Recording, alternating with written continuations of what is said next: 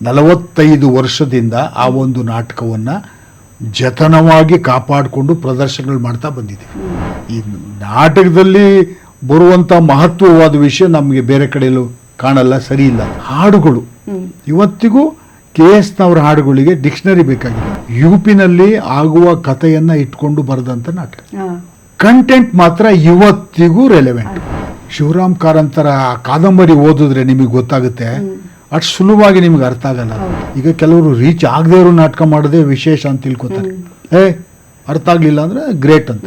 ನಮ್ಗೆ ಅದು ಬೇಕಾಗಿಲ್ಲ. ಆ ಮುಖ್ಯಮಂತ್ರಿ ಮೂಲಕವಾಗಿ ನಾವು ಒಂದಿಷ್ಟು ಕಲಾಗಂಗೋತ್ರಿ ಬೆಳಿಲಿಕ್ಕೆ ಸಾಧ್ಯ ಆಯ್ತು. ನಿಮ್ಮ ಅತ್ಯಂತ ಯಶಸ್ವಿ ನಾಟಕ ಮುಖ್ಯಮಂತ್ರಿ. ಸುಮಾರು 890 ಪ್ರದರ್ಶನಗಳಾಗಿದೆ. ಇದು ರೂಪುಗೊಂಡ ಬಗೆ, ನಿಮ್ಮ ನಿರ್ದೇಶನ, ಇವತ್ತು ಇತಿಹಾಸದ ಬಗ್ಗೆ ಎಲ್ಲವನ್ನ ಹಂಚಿಕೊಳ್ಳಿ. ಅದೊಂದು ಒಂದು ಇತಿಹಾಸನೇ. ಅದು ಮೊನ್ನೆ ಕೂಡ ಈಗಲೂ ನಡೀತಾ ಇದೆ. 45 ವರ್ಷದಿಂದ ಆ ಒಂದು ನಾಟಕವನ್ನ ಜತನವಾಗಿ ಕಾಪಾಡಿಕೊಂಡು ಪ್ರದರ್ಶನಗಳು ಮಾಡ್ತಾ ಬಂದಿದೆ. ಬಿಗಿನಿಂಗ್ ಇಂದ ಚಂದ್ರು ಅವರೇ ಮುಖ್ಯಮಂತ್ರಿ ಆರಂಭದಿಂದ. ಹೌದು, ಮೊದಲನೇ ಅವರಿಗೆ ಮುಖ್ಯಮಂತ್ರಿ ಅಂತ ಹೆಸರು ಕೂಡ ಬಂತು ಅದರಿಂದಾನೆ. ಅವರು HN ಚಂದ್ರಶೇಖರ್ ಅಂತ ಬೆಂಗಳೂರು ಯೂನಿವರ್ಸಿಟಿನಲ್ಲಿ ಕೆಲಸ ಮಾಡ್ತಾ ಇದ್ರು. ನಾವೆಲ್ಲ ಒಟ್ಟಿಗೆ ಓದ್ತಾ ಇದ್ವಲ್ಲ, ಹಾಗಾಗಿ ನಾನು ಚಂದ್ರು ಎಲ್ಲ ಒಂದು ಒಟ್ಟಿಗೆ ನಾಟಕಗಳು ಮಾಡ್ತಾ ಇದ್ವಿ. ಸೊ ಆ ಸಂದರ್ಭದಲ್ಲಿ ಈ ಥರದ್ದು ಒಂದು ಸ್ಕ್ರಿಪ್ಟ್ ಸಿಕ್ತು. ಆ ಲೋಹಿತಾಶ್ವ, ಪ್ರೊಫೆಸರ್ ಲೋಹಿತಾಶ್ವ ದೊಡ್ಡ ನಟ, ಅದ್ಭುತವಾದ ವಾಯಿಸಿರ್ತಕ್ಕಂಥವ್ರು, ಒಳ್ಳೆ ಪಾತ್ರಗಳನ್ನು ಮಾಡ್ತಕ್ಕಂಥ ಅವ್ರಿಗೆ ಒಂದು ಸ್ಕ್ರಿಪ್ಟ್ ಸಿಕ್ಕ ಮೇಲೆ ಅದನ್ನು ಅವರು ಅನುವಾದ ಮಾಡಿದರು, ಮುಖ್ಯಮಂತ್ರಿ ನಾಟಕನ. ಸೊ ಇದು ನ್ಯಾಷನಲ್ ಸ್ಕೂಲ್ ಆಫ್ ಡ್ರಾಮಾದವರು ಹಿಂದಿನಲ್ಲಿ ಮಾಡಿದಂಥ ನಾಟಕ. ಹೌದು, ಅಲ್ಲಿ ಬೇರೆ ಥರದ್ದು ಒಂದು ದೊಡ್ಡ ಸ್ವಲ್ಪ 3-3.5 ಗಂಟೆ ಆಗುವಂಥ ಒಂದು ನಾಟಕ ಅದು ಅನುವಾದ ಮಾಡಿ ಇಟ್ಕೊಂಡ್ವಿ ನಾವು. ಆಮೇಲೆ ಇಷ್ಟೊಂದು ಮಾಡೋಕ್ಕಾಗಲ್ಲ, ನಮ್ಮದು ಮಾಮೂಲಿ 2 ಗಂಟೆಗೆ ಇರಬೇಕು ಅಂತ ಅದು ಎಡಿಟ್ ಮಾಡಿಕೊಂಡು ಶುರು ಮಾಡಿದ್ವಿ. ಸೊ ಲೋಹಿತಾಶ್ವ ಅವರು, ಚಂದ್ರು ಅವರು ಅಭಿನಯ ನಾನು ಲೋಹಿ ಅನ್ನುವ ಅಭಿನಯ ಮಾಡೋದು, ಚಂದ್ರು ಡೈರೆಕ್ಷನ್ ಅಂತ ಮೊದಲು ಶುರು ಮಾಡ್ಕೊಂಡ್ವಿ. ಆಮೇಲೆ ಅದು ಏನೋ ಕಾರಣಗಳಿಗೆ ಅದು ಆಗಲಿಲ್ಲ. ಸೊ ಆಮೇಲೆ ಚಂದ್ರುನೇ ನೀವು ರೋಲ್ ಮಾಡಿ ನಾನು ಡೈರೆಕ್ಷನ್ ಮಾಡ್ತೀನಿ ಅಂತ ಶುರು ಮಾಡಿಕೊಂಡೆ. ಅವಾಗಿನ್ನ 1980 ಮೊದಲ ಪ್ರದರ್ಶನ ಆಗಿತ್ತು. ಭಾರಿ ಕಷ್ಟ. ಅಷ್ಟರೊಳಗಾಗಲೇ ನಮ್ಮ ಪ್ರೇಮ ಕಾರಂತ್. ಕಷ್ಟ ಅಂದರೆ ಏನು ಸರ್? ಅಂದರೆ ಅಷ್ಟೊಂದು ಎಕ್ಸ್ಪೀರಿಯನ್ಸ್ ಇಲ್ಲದ ಜನ ನಾವು, ಹುಡುಗರು. ಅವಾಗೆಷ್ಟು ನನಗೆ 27-28 ವರ್ಷ. ಇದು ದೊಡ್ಡ ನಾಟಕ ಇದು ಅಲ್ವಾ. ಅಷ್ಟೊತ್ತಿಗೆ ಪ್ರೇಮ ಕಾರಂತ್ ಅವರು ನಾವು ಮಾಡಬೇಕು ಅಂತ ಹೇಳ್ತಾ ಇದ್ರು ಈ ಮುಖ್ಯಮಂತ್ರಿ ನಾಟಕ. ಸೊ ಅವರು ಮಾಡಬೇಕು ಅಂತಿದ್ರು, ನಾವು ಮಾಡಬೇಕು ಅಂತ ಶುರು ಮಾಡ್ಕೊಂಡ್ವಿ. ನಾವು ಹುಡುಗರು, ಅವರು NSD ಗ್ರ್ಯಾಜುಯೇಟ್ ಮತ್ತು ದೊಡ್ಡ ಎಕ್ಸ್ಪೀರಿಯನ್ಸ್ ಇರ್ತಕ್ಕಂಥ ನಿರ್ದೇಶಕರು ಅವರು. ಸೊ ಹೀಗೆ ಒಂದು ಸಣ್ಣ ಪುಟ್ಟ ಜಗಳನೂ ಇತ್ತು. ಆಮೇಲೆ ಹೋಗಿ ಇನ್ನೇನು ನಾವು ರಿಕ್ವೆಸ್ಟ್ ಮಾಡ್ಕೋಬೇಕು, ಮೇಡಮ್ ನಾವು ಈ ಥರ ಮಾಡ್ತಾಯಿದ್ವಿ, ನಮ್ದೆಲ್ಲ ರೆಡಿ ಆಗಿಬಿಟ್ಟಿತ್ತು, ಶೋ ಹಾಕ್ಬಿಟ್ಟಿದ್ವಿ, ಅನೌನ್ಸ್ ಮಾಡಿದ್ವಿ. ಅವರು ಮಾಡಬೇಕು ಅಂತಿದ್ರು, ನಾವು ಅನೌನ್ಸ್ ಮಾಡಿಬಿಟ್ಟಿದ್ವಿ. ಎಲ್ಲಿ ರವೀಂದ್ರ ಕಲಾಕ್ಷೇತ್ರ ಹಿಂದ್ಗಡೆ ಕಲಾಕ್ಷೇತ್ರದ ಸೈಕಲ್ ಸ್ಟ್ಯಾಂಡ್ ಅದು ಜಾಗ. ಈಗಿನ ರೀತಿಯಲ್ಲಿ ಸಂಸಾರ ರಂಗಮಂದಿರ ಆಗಿರಲಿಲ್ಲ. ಆ ಥರ ಒಂದು ಜಾಗದಲ್ಲಿ ಈ ರಾಮೋತ್ಸವಗಳಿಗೆಲ್ಲ ಈ ಟೆಂಟ್ ಹಾಕಿದ ಹಾಗೆ ಒಂದು ಹಲಿಗೆ ತರಿಸಿ ಸ್ಟೇಜ್ ಮಾಡಿಸಿ, ಅದರ ಮುಂದೆ ಎಲ್ಲ ಒಂದು 300 ಕುರ್ಚಿಗಳನ್ನ ಹಾಕಿಸಿ, ಸುತ್ತ ಚಾಪೆ ತಟ್ಟಿಗೆ ಕಟ್ಟಿಸಿ. ಯಾಕೆಂದ್ರೆ ನಮಗೆ ಕಲಾಕ್ಷೇತ್ರ ಸಿಗ್ತಿರ್ಲಿಲ್ಲ ಕಂಟಿನ್ಯೂಸ್ ಆಗಿ. ಇದೊಂದು ದೊಡ್ಡ ಮಾಡಬೇಕು ಅಂತೇಳಿ ಒಂದು 7 ದಿನದ ಒಂದು ಶೋಗೆ ಹಾಕಿದ್ವಿ. 7 ದಿನ ಧೈರ್ಯದಲ್ಲಿ ಒಂದು ಹುಚ್ಚು, ನಾಟಕದಲ್ಲಿ ಇರ್ತಾನೆ ಹುಚ್ಚಾಸ್ಪತ್ರೆ ಥರ. ಸೊ ಮಾಡಿದ್ವಿ ಅದನ್ನು. ಅದು ಮುಖ್ಯಮಂತ್ರಿ ನಾಟಕ. ಚಂದ್ರು ರೆಡಿ ಮಾಡಿಕೊಂಡ್ರು, ಅದು ಶುರುವಾಯಿತು ಶೋ. ಪ್ರತಿದಿನ ಹೌಸ್ಫುಲ್ ಅಲ್ಲಿಂದನೇ, ಆರಂಭದಿಂದ. ಅಲ್ಲಿ ಆ ಒಂದು ತಟ್ಟಿಗೆಯ ಮೊದಲ ಅಲ್ಲಿ ನಿಂತರೆ ಅಲ್ಲಿಂದ ಟೌನ್ ಹಾಲ್ವರೆಗೂ ಕ್ಯೂ ನಿಂತಿರೋದು ಜನ. ನಮಗೆ ಆಶ್ಚರ್ಯ ಆಗೋಯ್ತು, ಯಾಕೆಂದ್ರೆ ಹೆಸರೇ ಆಗಿದೆ ಮುಖ್ಯಮಂತ್ರಿ ಅಂತ ಹೆಸರಾಗಿತ್ತು. ಸೊ ಜನ ಬರ್ತಾ ಇದ್ದಾರೆ, ಪ್ರತಿಯೊಂದು ಶೋನು ಹೌಸ್ಫುಲ್. ಆಮೇಲೆ ಒಂದು ರೀತಿಯ ವಿಶೇಷವಾಗಿ ಮಾಡಿದ್ವಿ. ಎಲ್ಲ ಅದ್ಭುತವಾದ ನಟರು, ನಮ್ಮ ಕೃಷ್ಣೇಗೌಡರಾಗ್ಬೋದು, ಆಮೇಲೆ ನಂಜುಂಡಯ್ಯನವ್ರು ಆಗ್ಬೋದು, ಇವರೆಲ್ಲ ಸೀನಿಯರ್ ನಟರುಗಳು, ಇವರೆಲ್ಲ ಇದ್ದರು. ಆಮೇಲೆ ನಮ್ಮ ಹುಡುಗರು ಎಲ್ಲ ಸೇರಿಸ್ಕೊಂಡು ಒಂದು ವಿಶೇಷವಾದ ಸೆಟ್ಟಿಂಗ್ ಮಾಡ್ಕೊಂಡು, ಯಾಕಂದರೆ ಸೆಟ್ ಎತ್ಕೊಂಬರೋದು ಎತ್ಕೊಂಡು ಹೋಗೋದು ಇವೆಲ್ಲ ಕಷ್ಟದ ಕೆಲಸ. ಇದು ಪೊಲಿಟಿಕಲ್ ನಾಟಕ. ಸೊ ಅದಕ್ಕೆ ಬೇಕಾದಂಥ ಒಂದು ಸನ್ನಿವೇಶ ಇರಬೇಕು ಅಂತೇಳಿ ಗಾದಿ, ದಿಂಬುಗಳು, ಆಮೇಲೆ ಇನ್ನೊಂದು ಅವರ ಆಫೀಸು, ಈ ಥರ ಒಂದೇ ಸೆಟ್ಟಲ್ಲಿ ಇಡೀ ನಾಟಕ ನಡೀತಾ ಇರಬೇಕು. ಮೂವ್ ಆಗೋ ಥರದಲ್ಲಿ ಒಂದು 5-6 ಲೊಕಲ್ಸ್ ಮಾಡಿಕೊಂಡು ಅದಕ್ಕೆ ತಕ್ಕಂಗೆ ಲೈಟಿಂಗು. ನಮ್ಮ ಡಾಕ್ಟರ್ ಪರೇಶ್ ಕುಮಾರ್ ಅಂತ ಭಾರಿ ಅದ್ಭುತವಾದ ಲೈಟಿಂಗ್ ಡಿಸೈನ್ ಮಾಡಿ ಕೊಟ್ಟ ಅಂದರೆ ಇಷ್ಟು ಅದ್ಭುತವಾಗಿ ನಾಟಕ ಲಿಫ್ಟ್ ಆಗೋಗುತ್ತೆ. ನಮ್ಮ ಜೊತೆ ಪ್ರತಿಯೊಂದು ನಾಟಕಕ್ಕೂ ಪರೇಶಂದೇ ಒಂದು ಕೈ ಚಳಕ. ನಾನು ಯಾವುದೇ ಒಂದು ಅವ್ರಿಗೆ ಹೇಳ್ಬಿಡ್ತಾ ಇದ್ದೆ, ಅಣ್ಣ ಇದು ಮಾಡ್ಬೇಕಣ್ಣ, ನಮ್ಮ ಮೂಕರ್ಜಿ ಕನಸು ಆಗ್ಬೋದು, ಮೈಸೂರು ಮಲ್ಲಿಗೆ ಆಗ್ಬೋದು, ಯಾವುದೇ ನಾಟಕ ಆದ್ರೂ ಪರೇಶ್ ಅವ್ರದ್ದು ಲೈಟಿಂಗು. ಸೊ ಈ ಒಂದು ನಾಟಕಕ್ಕೆ ಇಷ್ಟು ಅದ್ಭುತವಾದ ಲೈಟಿಂಗ್ ಬಂದು ಮತ್ತು ಆ ಲೊಕೇಶನ್ನೇ ಅಷ್ಟು ಚೆನ್ನಾಗಾಗೋಯ್ತು. ಆ ಒಂದು ಈಗ ಸಂಸಾರ ರಂಗಮಂದಿರದ ಈಗಿರೋದ್ರಲ್ಲಿ ಮುಖ್ಯಮಂತ್ರಿ ಮನೆ, ಮುಖ್ಯಮಂತ್ರಿ ಆಫೀಸು, ಪಾರ್ಟಿ ಆಫೀಸು, ಆಮೇಲೆ ಇವ್ರದ್ದು ಆಫೀಸು ಅಂತೇಳಿ ಮಾಡಿ ಶೋ ಮಾಡಿದ್ವಿ. 7 ಶೋ ಹೌಸ್ಫುಲ್ ಆಯಿತು. ಆವಾಗ ಕನ್ನಡ ಕಲ್ಚರ್ ನಿರ್ದೇಶಕರು ಯಾರಾದ್ರೂ ಬರ್ತೋಗಿದೆ, ಇನ್ನೊಂದು ಶೋ ಕೊಟ್ಟರು ಅವ್ರು ನಮಗೆ. ಇಷ್ಟೆಲ್ಲ ಮಾಡಿದ್ರಲ್ಲಪ್ಪ ಕಷ್ಟಪಟ್ಟು ಮಾಡ್ರಿ, 10 ರೂಪಾಯಿ ಟಿಕೆಟ್, 5, 3, 2 ಟಿಕೆಟ್ ಆವಾಗ ನಾವು ಮಾಡ್ತಾ ಇದ್ದದ್ದು. ಆವಾಗ 10 ರೂಪಾಯಿ ಟಿಕೆಟ್ ಏನೋ ಮಾಡಿ ಒಂದು ಹೌಸ್ಫುಲ್ ಶೋ ಆಯಿತು. ಮಾಡೋದು ದೊಡ್ಡ ಖರ್ಚಿನ ಬಾಬತ್ ಅದು. ಆದರೆ ಒಂದು ಯಶಸ್ಸು ಸಿಕ್ತು. ಅದು ವಿಶೇಷ. ಅಂದರೆ ಡೇ 1 ಫಸ್ಟ್ ಶೋ ಇಂದ ಈ 880ರವರೆಗೆ ಸರ್ ಕಂಟೆಂಟ್ ಅಲ್ಲಿ ಏನಾದರೂ ನೀವು ಹೊಸದು ಸೇರಿಸಿದ್ದೀರಾ ಅಥವಾ ಹಾಗೆ ತಗೊಂಡ್ಬಂದಿದ್ದೀವಿ? ಅದೇನಾಗುತ್ತೆ ಅಂದರೆ ಅದು ಒಂದು ರೀತಿ ರಾಜಕೀಯ ನಾಟಕ. ನಾವು ಅದನ್ನು ಎಲ್ಲ ಯೋಚನೆ ಮಾಡಿದ್ವಿ. ನಾವು ನಮ್ಮ ಸ್ಥಳಕ್ಕೆ ಒಂದು ಥರ ಒಂದು ಸಣ್ಣ ರೂಪಾಂತರ ಮಾಡಿಕೊಂಡು, ಅನುವಾದ ಅಲ್ಲ ಇದು, ಹಿಂದಿ ನಾಟಕದ ಅನುವಾದ ಇದು. ಅದು ಯುಪಿನಲ್ಲಿ ಆಗುವ ಕಥೆಯನ್ನ ಇಟ್ಕೊಂಡು ಬರೆದಂತ ನಾಟಕ. ಅಲ್ಲಿಯ ರಾಜಕಾರಣ, ಅಲ್ಲಿಯ ಹೆಸರುಗಳು ಕೃಷ್ಣ ದ್ವೈಪಾಯನ ಕೌಶಲ್, ಇವತ್ತಿಗೂ ಅವ್ರ ಹೆಸರು ಕೃಷ್ಣ ದ್ವೈಪಾಯನ ಕೌಶಲ್ಯ, ಹಂಗೆ ನಡೆಯುತ್ತೆ. ಆಮೇಲೆ ಮಹೇಂದ್ರ ವಾಜಪೇಯಿ, ದುರ್ಗಾಬಾಯಿ ದೇಸಾಯಿ, ಸುದರ್ಶನ ದುಬೆ, ಪ್ರಜಾಪತಿ ಶಿವಡೆ, ಈ ಥರದ ಹೆಸರುಗಳೇ ಅದೆಲ್ಲ ಅಲ್ಲಿದ್ದು ಉತ್ತರ ಪ್ರದೇಶದ ರಾಜಕೀಯದ ಹೆಸರು ಇಟ್ಕೊಂಡು ಮಾಡಿದ್ದದು. ನಾವು ಅದನ್ನೇ ಇಟ್ಕೊಂಡು ನಾವೇನಾದ್ರು ಚೇಂಜ್ ಮಾಡಿದ್ರೆ ಆಗಲ್ಲ, ತಪ್ಪಾಗ್ಬಿಡುತ್ತೆ. ಇಲ್ಲಿ ಯಾರನ್ನೋ ಒಬ್ಬರನ್ನ ಯಾರ ಬಗ್ಗೆನೋ ಕಾಮೆಂಟ್ ಥರ ಆಗ್ಬಿಡುತ್ತೆ. ಹಾಗಾಗಿ ಅದನ್ನು ಮಾಡೋದು ಬೇಡ ಅಂತ ನಾವು ಅದೇ ಹೆಸರುಗಳೇ ಇಟ್ಕೊಂಡು ಕಂಟೆಂಟ್ ಮಾತ್ರ ಇವತ್ತಿಗೂ ರೆಲೆವೆಂಟ್. ಮತ್ತು ಯಾವ ರಾಜ್ಯಕ್ಕೂ ರಿಲೆವೆಂಟ್, ಎಲ್ಲ ರಾಜ್ಯಕ್ಕೂ ರೆಲೆವೆಂಟು. ನೋಡಿ, ಒಬ್ಬ ಮುಖ್ಯಮಂತ್ರಿ ಆಗಿರ್ತಾರೆ, ಪಕ್ಷಾಧ್ಯಕ್ಷರು ಒಬ್ರು ಇರ್ತಾರೆ. ಪಕ್ಷಾಧ್ಯಕ್ಷ ನಾನು ಮುಖ್ಯಮಂತ್ರಿ ಆಗಬೇಕು ಅಂತ ಅವ್ರನ್ನ ಕಾಲು ಎಳೆಯೋದು, ಅವ್ರನ್ನ ಬೀಳಿಸೋದು, ಮತ್ತು ಇಲ್ಲೊಂದು 35 ಜನ ಅಲ್ಲೊಂದು 50 ಜನ MLAಗಳನ್ನ ಸೇರಿಸ್ಕೊಳ್ಳೋದು, ಗುಂಪು ಮಾಡ್ಕೊಳ್ಳೋದು, ಇವ್ರನ್ನ ಬೀಳಿಸೋದು, ಮೇಲಾಟ ಮಾಡೋದು, ಇದು ಯಾವಾಗಲೂ ನಡೀತಾ ಇರೋದು. ಹಾಗಾಗಿ ಇವತ್ತಿಗೂ ರೆಲೆವೆಂಟ್ ಆಗಿ ಆ ಒಂದು ನಾಟಕ ನಡೀತಾ ಇದೆ. ಮೊನ್ನೆ ಅಷ್ಟೇ ಈಗ ರಂಗಶಂಕರದಲ್ಲಿ ಮಾಡಿದ್ವಿ, ಇನ್ನೊಂದು ಕಡೆ ಮಾಡಿದ್ವಿ, ನಡೀತಾ ಇರುತ್ತೆ. ಚಂದ್ರದ್ದು ಇನ್ನೊಂದೇನಾಯ್ತು ಅಂದ್ರೆ ಅವಾಗ ಬರೀ ನಾಟ ಯೂನಿವರ್ಸಿಟಿಲಿ ಕೆಲಸ ಮಾಡ್ತಾಯಿದ್ರು, ಸಾಯಂಕಾಲ ನಾಟಕ ಮಾಡ್ತಾಯಿದ್ರು, ಬೇರೆ ಬೇರೆ ತಂಡಗಳಲ್ಲೂ ನಾಟಕ ಮಾಡ್ತಾಯಿದ್ರು. ನಮ್ಮದು ಅದೇ, ನಮಗೆ ಯಾವುದೇ ರೀತಿಯ ಈ ಹೆಸರಾಂತರ ಬೆಂಬಲ ಇರಲಿಲ್ಲ. ಅದೊಂದು ಇರುತ್ತೆ. ಅದೇ ಹೆಸರು ಆ ಮುಖ್ಯಮಂತ್ರಿ ಮೂಲಕವಾಗಿ ನಾವು ಒಂದಿಷ್ಟು ಕಲಾ ಗಂಗೋತ್ರಿ ಬೆಳಿಲಿಕ್ಕೆ ಸಾಧ್ಯ ಆಯಿತು, ನಮಗೆ ಒಂಚೂರು ದುಡ್ಡು ನೋಡ್ಲಿಕ್ಕೆ ಸಾಧ್ಯ ಆಯಿತು. ನಾವು ಬೇರೆ ಬೇರೆ ನಾಟಕ ಮಾಡಿಕೊಂಡು ಲಾಸ್ ಆಗಿದ್ದನ್ನೆಲ್ಲ ತುಂಬಿಕೊಡೋಕ್ಕೆ ಇದೇ ಸಾಧ್ಯ. ಧೈರ್ಯವಾಗಿ ನಾವು ಯಾವುದೋ ಒಂದು ನಾಟಕವನ್ನು ಮಾಡ್ಲಿಕ್ಕೆ ಸಾಧ್ಯ ಅನ್ನೋದು ಮುಖ್ಯಮಂತ್ರಿಯಿಂದ ನಮಗೆ ಬಂದ್ಬಿಡ್ತು. ನೀವು ನಂತರ ಮುಖರ್ಜಿ ಕನಸುಗಳನ್ನ ಮತ್ತು ಮೈಸೂರು ಮಲ್ಲಿಗೆ, ಈ 2 ನಾಟಕಗಳು ಸರ್ ಮೂವಿ ಕೂಡ ಆಗಿದೆ, ಸಿನಿಮಾ ಆಗಿ ಕೂಡ ಬಂದಿರೋದು. ಆದ್ರೆ ಒಂದು ಕಾದಂಬರಿ, ಒಂದು ಸಿನಿಮಾ, ಒಂದು ನಾಟಕ, ಇದು ಒಂದು ಸ್ವಲ್ಪ ಆದ್ರೂ ಭಿನ್ನವಾದ ಒಂದು ಸ್ವರೂಪಗಳನ್ನ ಇಟ್ಕೊಂಡಿರೋ ಪ್ರಕಾರಗಳು. ನಿಮ್ಮ ನಾಟಕ ಈ ಮೈಸೂರು ಮಲ್ಲಿಗೆ ಇರಬಹುದು, ಮುಖರ್ಜಿಯ ಕನಸು ಇರಬಹುದು, ನೀವು ಏನನ್ನ ಯಾವ ಅಂಶವನ್ನ ನೋಡಿ ತಕೊಂಡು ಮಾಡಿದ್ರಿ? ಮೂಕಜ್ಜಿಯ ಕನಸುಗಳು ಭಾರಿ ಅದ್ಭುತವಾದ ಕಾದಂಬರಿ. ಡಾಕ್ಟರ್ ಶಿವರಾಮ್ ಕಾರಂತರು ಬರೆದಿರುವ ಒಂದು ಅನೇಕ ಸಿವಿಲೈಸೇಷನ್ಗಳನ್ನು ಎಕ್ಸ್ಪ್ಲೇನ್ ಮಾಡ್ತಕ್ಕಂಥ ಒಂದು ಇರತಕ್ಕಂಥ ಕಾದಂಬರಿ ಅದು. ಹೇಗೆ ಮಾನವ ಬೆಳೀತಾ ಹೋದ, ಅದರ ಒಳಗೆ ಅನೇಕ ವಿಷಯಗಳಿದೆ. ಅದರಲ್ಲಿ ಬಹಳ ಮಹತ್ವವಾದ ವಿಷಯಗಳನ್ನು ಶಿವರಾಮ್ ಕಾರಂತರು ಬರೀತಾ ಹೋಗಿದ್ದಾರೆ. ಅದರಲ್ಲಿ ನಾವು ಅಷ್ಟನ್ನು ನಾವು ತಂದು ತೋರಿಸಿದ್ರು ಕೂಡ ಅದು ಆ ಜನಕ್ಕೆ ಅರ್ಥವಾಗಲ್ಲ. ಅದು ಆ ಥರದ್ದು ಇದೆ. ಅದನ್ನು ನಮ್ಮ ಎಸ್ ರಾಮಮೂರ್ತಿ ಅಂತ ಒಬ್ಬರು, ಅದೇ ಕಾರಂತರ ಸಂಭಾಷಣೆಗಳನ್ನೇ ಇಟ್ಕೊಂಡು ಅದನ್ನು ಸಿದ್ಧ ಮಾಡಿಕೊಟ್ಟಿದ್ದಾರೆ. ಅದು ಭಾರಿ ಖುಷಿ ಆಯಿತು. ಒಂದು 6 ತಿಂಗಳು 1 ವರ್ಷ ಸ್ಕ್ರಿಪ್ಟ್ ಮೇಲೆ ಕೆಲಸ, ಓದೋದು ಸೀನ್ಗಳು ಬರೆಯೋದು, ಕಟ್ ಮಾಡೋದು, ಹೊಸದಾಗಿ ಬರೆಯೋದು.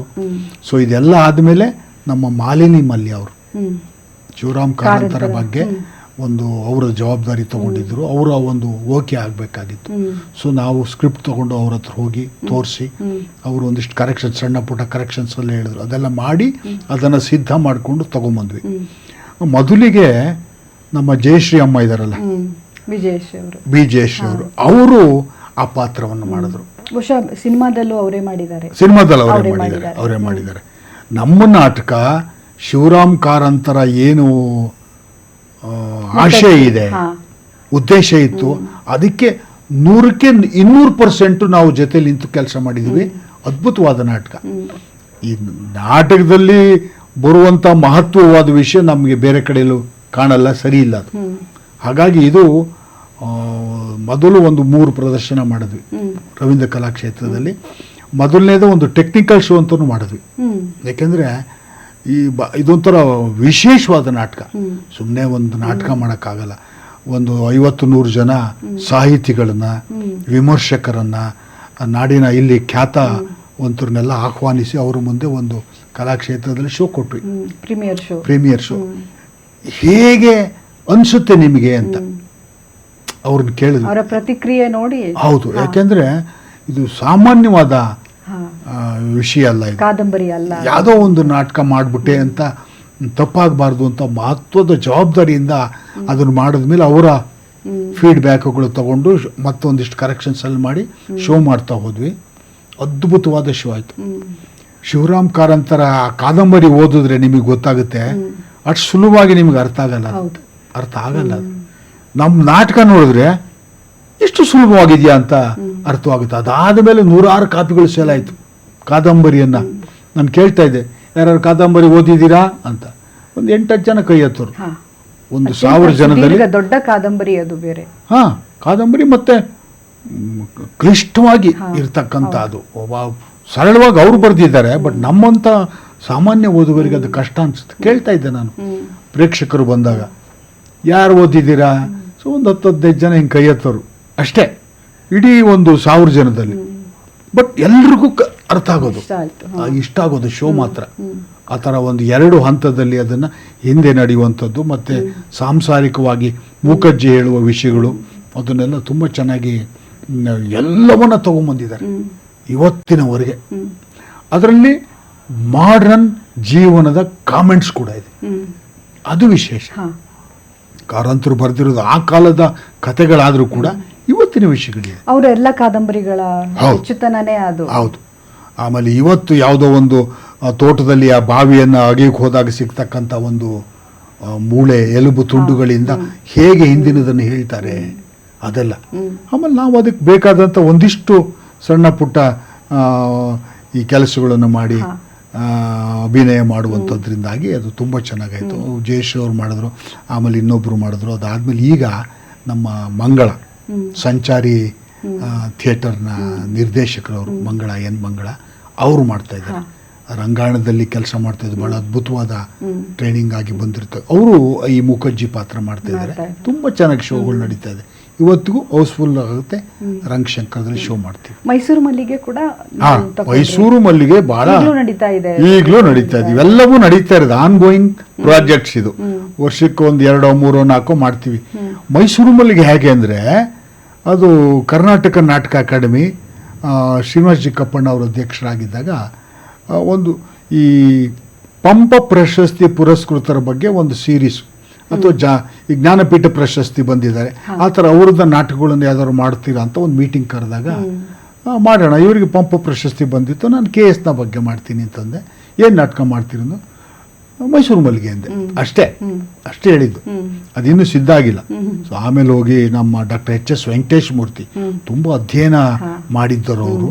ಅವ್ರ ಜೊತೆ ಕೂತ್ಕೊಂಡು ಅದಕ್ಕೆ ಒಂದು ರಂಗರೂಪ ರೆಡಿ ಮಾಡಿದೆ. ಅದಾದ್ಮೇಲೆ ಇನ್ನೊಂಚೂರು ಏನೋ ಬೇಕು ಅನಿಸಿದಾಗ ನಮ್ಮ ರಾಜೇಂದ್ರ ಕಾರ್ ಅಂತಿದ್ದಾರೆ, ಹೊಸ ಆಧುನಿಕ ನಾಟಕಕಾರ, ಅವ್ರ ಜೊತೆ ಕೂತ್ಕೊಂಡು ಮಾಡಿಸಿ ಅದನ್ನೊಂದು ನಾಟಕವಾಗಿ ಸಿದ್ಧ ಮಾಡಿ. ಭಾರಿ ಅದ್ಭುತ ಅಂದರೆ ಆ ಸಣ್ಣ ಸಣ್ಣ ಕವನಗಳನ್ನು 4 ಸಾಲನ್ನು ಬಳಸಿ ಹೋಗ್ತೀವಲ್ಲ, ಅದು ಬಹಳ ಮಹತ್ವದ್ದಾಗುತ್ತೆ. ಅದಕ್ಕೊಂದು ಹಾಡು, ಅದಕ್ಕೊಂದು ನೃತ್ಯ, ಅದೊಂದು ಸಂಭಾಷಣೆಗಳು. ಆಮೇಲೆ ಇವತ್ತಿನ ಅಥವಾ ಯಾವುದೇ ಒಬ್ಬ ಆಗಿನ ಕಾಲದ ಕವಿಯ ಬದುಕನ್ನು ತೋರಿಸುವ ರೀತಿ ಅದರಲ್ಲಿ. ಆಮೇಲೆ ಒಂದು 3 ಹಂತದ 3 ನಟರುಗಳು ಅದರಲ್ಲಿ. ಒಬ್ಬ ಯಂಗ್ 20 ವರ್ಷಕ್ಕೆ ಅಭಿನಯಿಸುವಂಥ ಒಬ್ಬ ನಟ, 40 ವಯಸ್ಸಿಗೆ ಆಗುವಂಥ ಒಂದು ನಟ ಒಬ್ಬ, ಮತ್ತೆ 80 ನಿಡುಗಾಲದಲ್ಲಿ ಪತ್ನಿಯ ವಿಮರ್ಶೆಯನ್ನು ತಡ್ಕೊಳ್ಳುವಂಥ ಒಬ್ಬ ನಿಡುಗಾಲದ ಒಬ್ಬ ಕವಿ.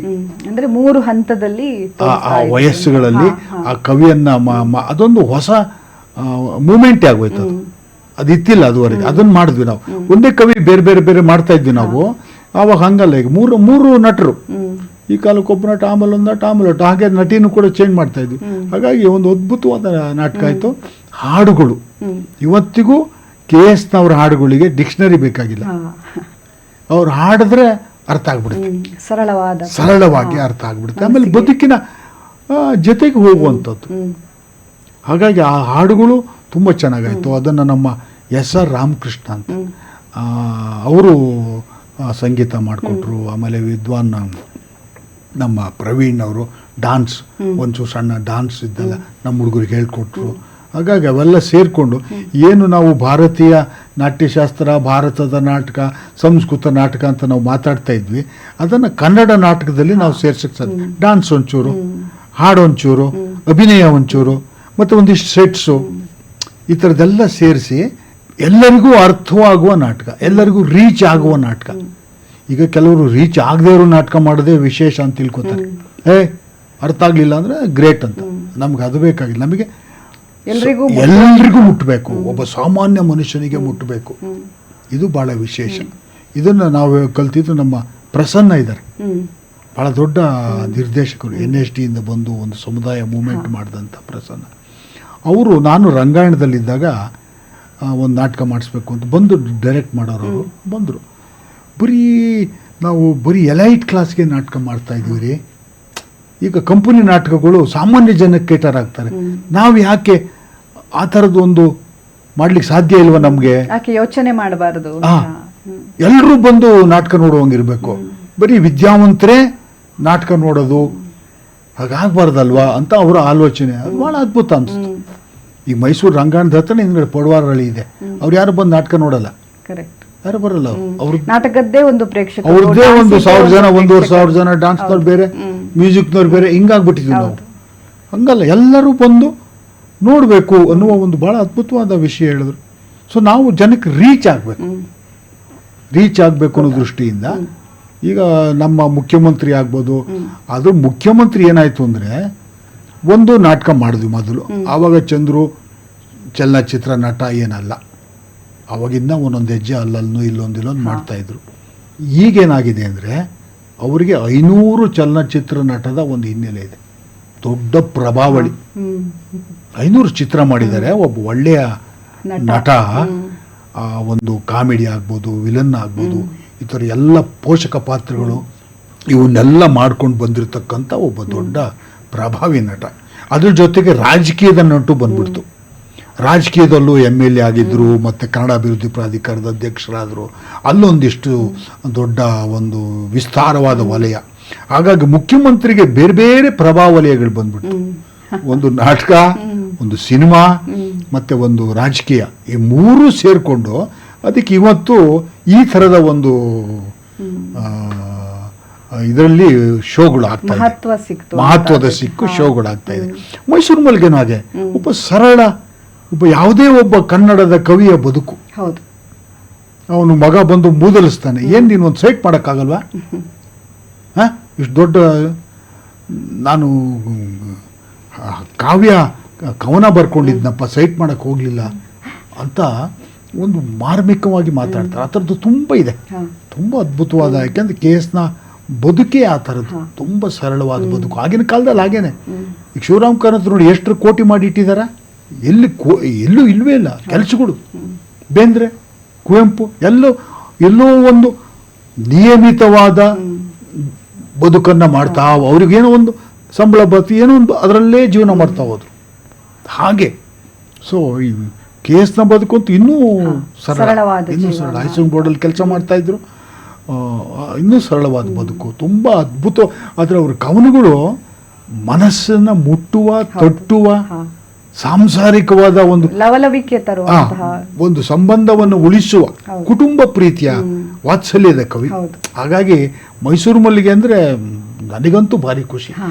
ಕೊನೆಯ ಕವಿ ಪಾತ್ರ ಮಾಡ್ತೀನಿ ನಾನು, ಕಣ್ಣಲ್ಲಿ ನೀರು ಬಂದ್ಬಿಡುತ್ತೆ. ಹಾ. ಯಾಕಂದರೆ ನೋಡ್ತೀನಿ, ಅವಳು ಹೇಳ್ತಾಳೆ, ನಿನಗೆ ಒಂದು ಉಂಗುರ ಇಲ್ಲ, ಕತ್ತು ಈ ಥರ ಆಗಿದೆ, ತಲೆಗೇನು ಬಣ್ಣ ಹಚ್ಕೊಂಡಿಲ್ಲ. ಕೊನೆಯ ನನ್ನ ಹೆಂಡತಿ ಜೊತೆ ಮಾತಾಡುವಾಗ ಆ ಥರದ್ದೇ ಮಾತುಗಳು. ಏನು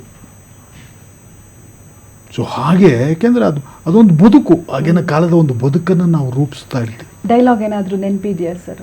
ಡೈಲಾಗು ಹಾಂ, ವ್ಯವಹಾರ ಜ್ಞಾನ ಕಲ್ತಿದ್ರೆ ಇನ್ನೂ ಚೆನ್ನಾಗಿರ್ಬೋದಾಗಿತ್ತಲ್ವಾ. ಆದರೆ ಇಷ್ಟೊಂದು ಬರೆಯೋಕ್ಕಾಗ್ತಾ ಇತ್ತಾ? ಬರದ 10-20 ಕವನಗಳ ಹೆಸರು ಹೇಳ್ಕೊಂಡು ನನಗೆ ನಾನೇ ಮೋಸ ಮಾಡ್ಕೊಂಡು ಬದುಕಬೇಕಾ? ಬರದ 10-20 ಕವನಗಳ ಹೆಸರು ಹೇಳ್ಕೊಂಡು ನನಗೆ ನಾನೇ ಮೋಸ ಮಾಡಬೇಕಾ? ವ್ಯವಹಾರ ಜ್ಞಾನ ಇದ್ದಿದ್ರೆ ಕಾರು, ಬಂಗ್ಲೆ, ಮನೆ, ದೇಶ ವಿದೇಶ ಪ್ರಯಾಣ ಮಾಡ್ಕೊಂಡು ಆರಾಮಾಗಿರ್ಬೋದಾಗಿತ್ತು. ಈ ಥರದ ಮಾತುಗಳು ಬರುತ್ತೆ. ಓಹೋ, ಭಾರಿ ವಿಶೇಷ, ಭಾರಿ ಮಜಾ. ಆಮೇಲೆ ವಿಮರ್ಶಕರ ಬಗ್ಗೆ ಒಂದು ಕಾಮೆಂಟ್ ಬರುತ್ತೆ. ವಿಮರ್ಶಕರ ಬಗ್ಗೆ, ಓದಿದರೆ ಹೇಳುವರು ಮತ್ತೊಮ್ಮೆ ಬರೆಯೋ, ಓದಿದರೆ ಹೇಳುವರು ಮತ್ತೊಮ್ಮೆ ಬರೆಯೋ, ಬರೆದಿಡಲು ಬೆದಕುವರು ಬರವಣಿಗೆ ಸರಿಯೇ, ಬರೆದಿಡಲು ಬೆದಕುವರು ಬರವಣಿಗೆ ಸರಿಯೇ, ಇವರ ಬಯಕೆಗಳೇನೋ ಇವರದೇ ಟೀಕೆ, ಇವರ ಬಯಕೆಗಳೇನೋ ಇವರದೇ ಟೀಕೆ, ಇವರ ಚಿಂತೆ ಇಲ್ಲಿಲ್ಲ ಜೋಕೆ. ಅಂದರೆ ಅವರ ವಿಮರ್ಶಕರಿಗೆ ಬೇಕಾದ ವಿಷಯಗಳು ಇವರಲ್ಲಿಲ್ಲ, ಇವ್ರದ್ದು ಬರೀ ವಸ್ತು ಇಲ್ಲಿಲ್ಲ ಜೋಕೆ ಅಂತ ಅದು